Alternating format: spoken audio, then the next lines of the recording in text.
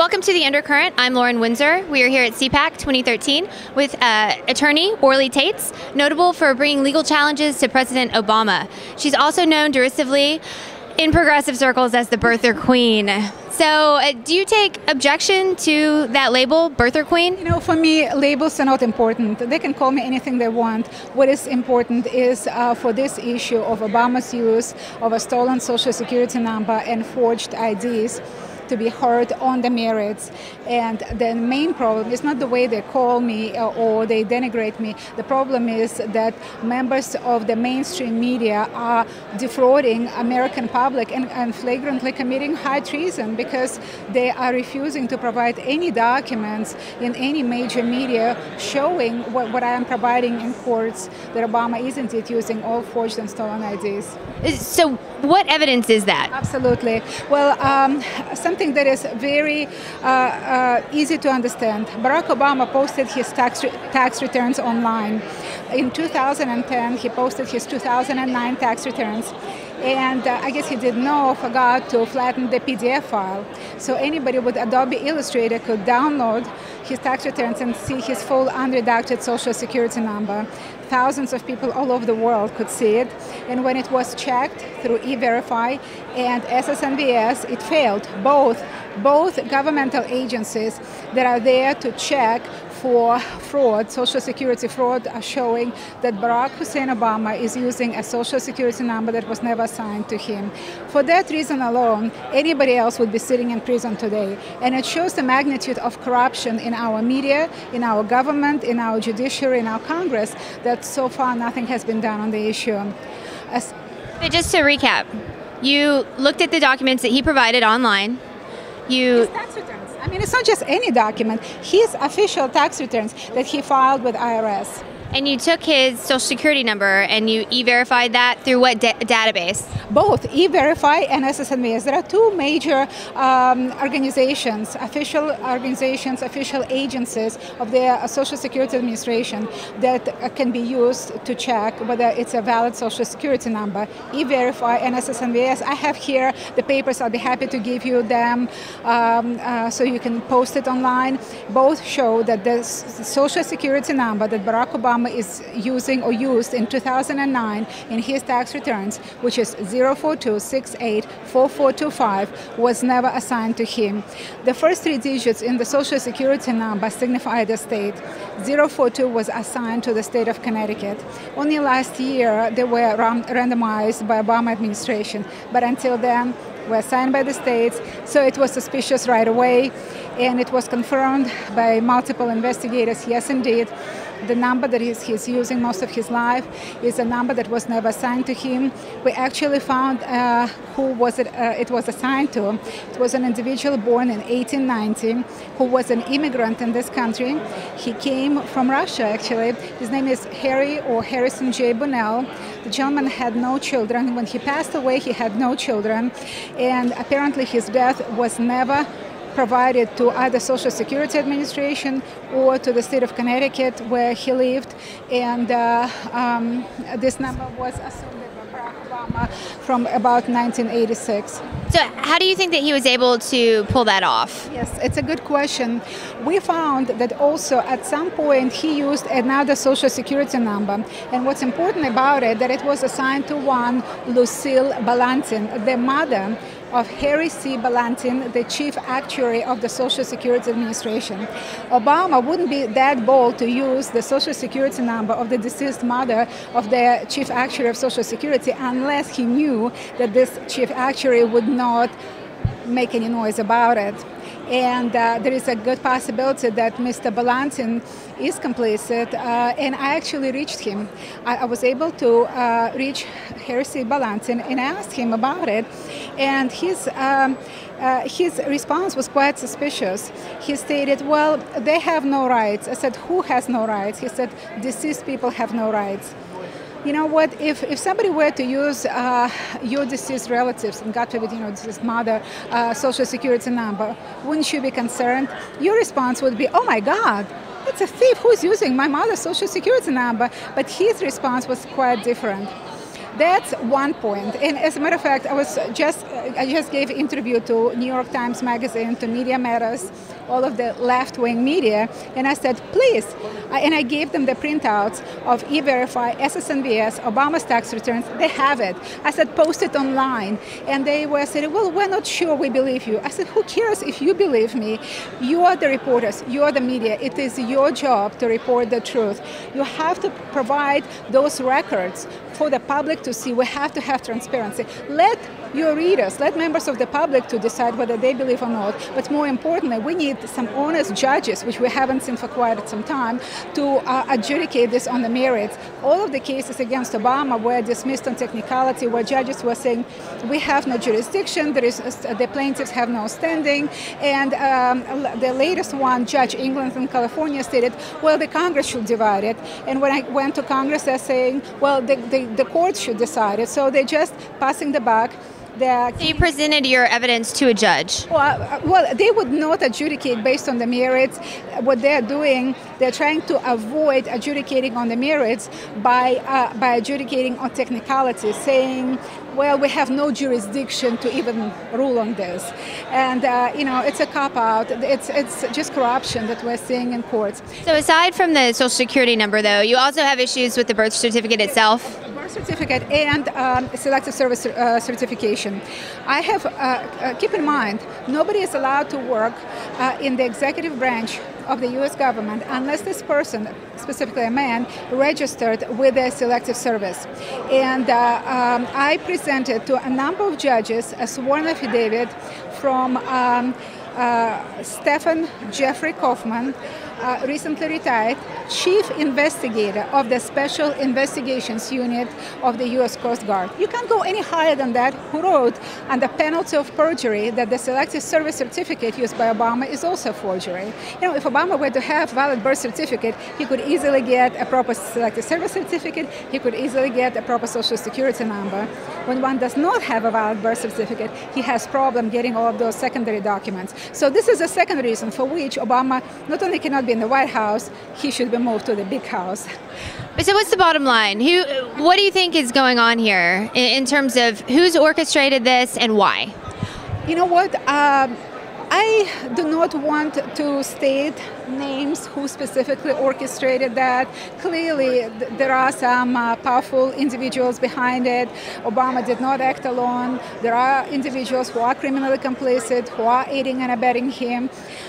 Basically, I believe that our ruling oligarchy, which is pulling the strings on both sides, decided that his most profitable puppet, look at the money leaving the U.S. Treasury and the pockets of U.S. citizens. Unbelievable debt.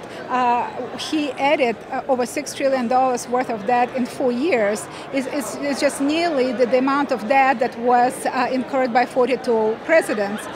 But a lot of the debt that was incurred under his first term was a result of the meltdown and authorized by President Bush. No. And that's probably, we'll need another interview on that, but it wasn't a meltdown.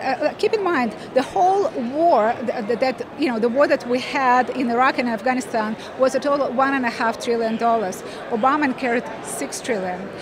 During President Bush, the deficit was about $450 billion per year.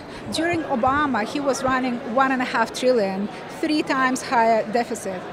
Another thing, the meltdown that we've seen during, which was in end of August, beginning of September of 2008, that looks pretty orchestrated as well. We've seen $500 billion suddenly evaporating from the stock market. Do you really believe the bailout was?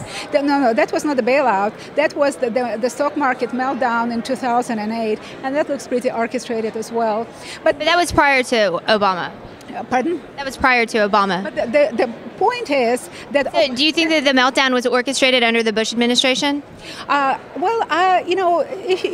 you read on this issue, you would see that it's not what I think, that a lot of experts believe that it's highly unlikely that within an hour or so, $500 billion would just evaporate from the stock market and it not being orchestrated.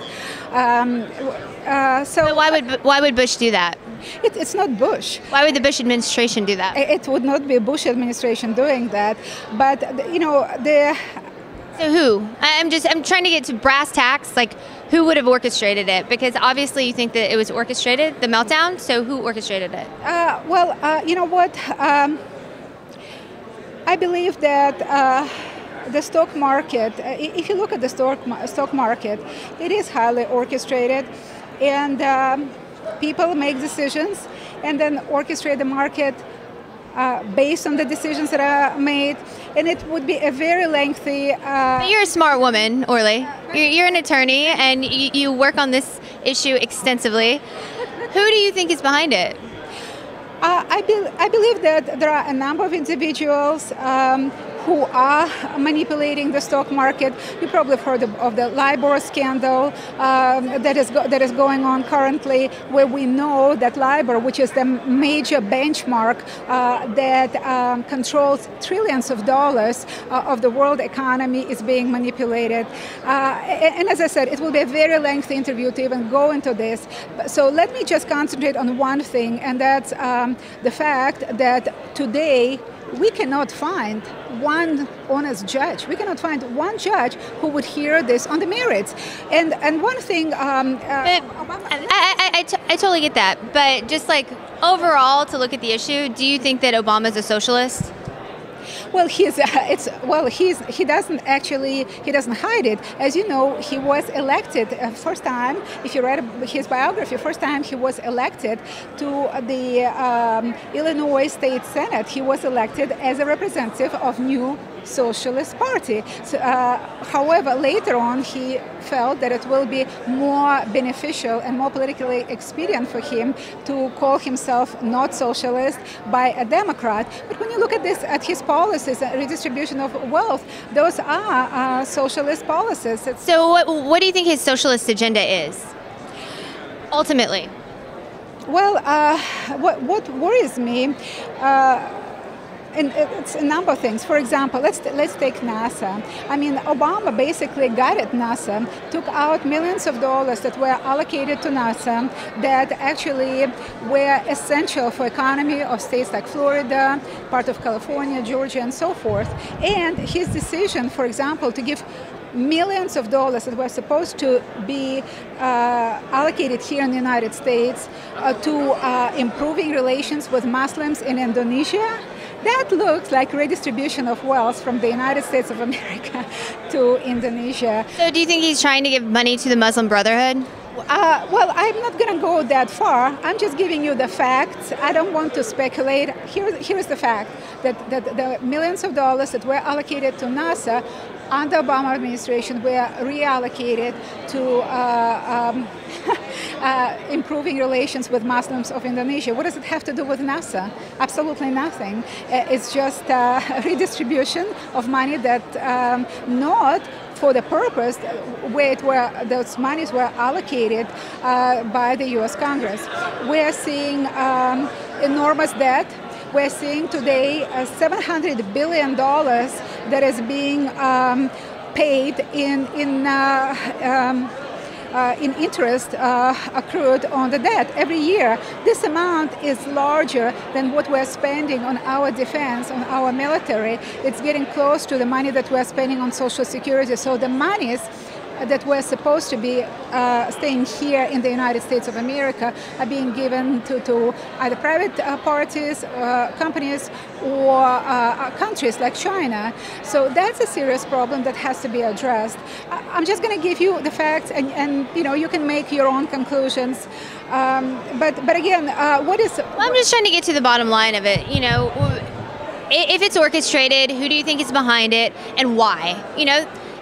For every initiative, for any action, there's got to be a motive, and there's got to be someone that's behind it, right? So I'm just trying to get down to, our show doesn't last that long. We obviously would love to talk to you for all day about this. Well, Lauren, you're a smart woman, and I would tell you follow the money trail. follow the money trail, see where the money is going, and you will have your answers. But now what is most urgent, let me just add something that I feel is very important. Here at CPAC, I talked to a number of U.S. congressmen, U.S. senators, and my concern is that I brought a case in California on behalf of minor presidential candidates and electors. And in this case, I brought all the evidence of Obama using forged and stolen IDs. Eric Holder, the Attorney General of the United States, through his employees, through the U.S. Attorney for the Eastern District of California, made an appearance stating that they represent the U.S. Congress, that their client, U.S. Congress, members of the U.S. Congress, do not want to hear this on the merits, want this case dismissed.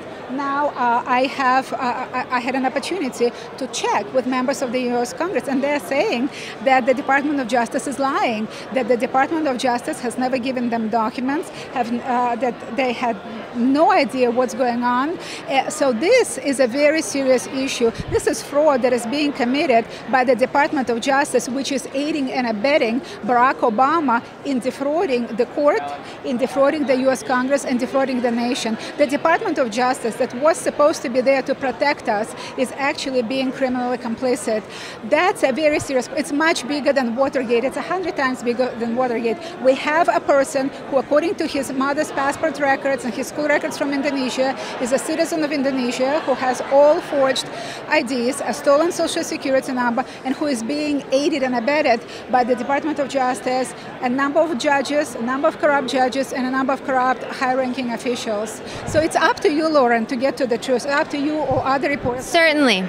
And I thank you for all of that information. But you say this about the Department of Justice. So you think that Eric Holder is complicit in orchestrating this around covering up Obama's true identity? Eric Holder got all the information, and of course he did absolutely nothing, and his actions are just to cover everything up. Is Eric Holder also a socialist? It doesn't matter whether he is a socialist or whether he was paid to do it, or whether there are some other considerations and motives. At this point, it doesn't matter what is his motive. I'm just wondering, is this a massive, a massive socialist conspiracy? Well, quite often people are doing things not because they are socialists. Maybe they are misguided capitalists, and they're getting kickbacks, and they're getting bribes, or they're being intimidated, or they're being blackmailed with some information that is out there in the FBI files that are available to the U.S. president. And so I cannot tell you for sure today what was the motive for several high-ranking judges to flip when they would say, yes, I will hear this case on the merits, and then they will change their decision and will not hear this on the merits. I don't know why Commission of Social Security is committing fraud. I don't know why Eric Holder is committing fraud and participating in cover-up. But you know what? Let's ask those questions. Let's get together. I will fly to Washington, D.C., and we can go together to Eric Holder, Lawrence Roma, who is the Director of Selective Service, Michael Astro, who was the Commissioner of Social Security. How about this one? How about Senator from Hawaii, who was complicit as well. The current Senator of Hawaii, his name is Brian Shant, I believe, Shast. He was the chairman of the Democratic Party of Hawaii, and he signed a falsified certification of nomination. Until then, all of the certifications had wording eligible according to U.S. Constitution. It was in Gore's, it was in Kerry's, but with Obama, Brian Schatz, who was the chairman of the Democratic Party of Hawaii, signed a falsified document, which...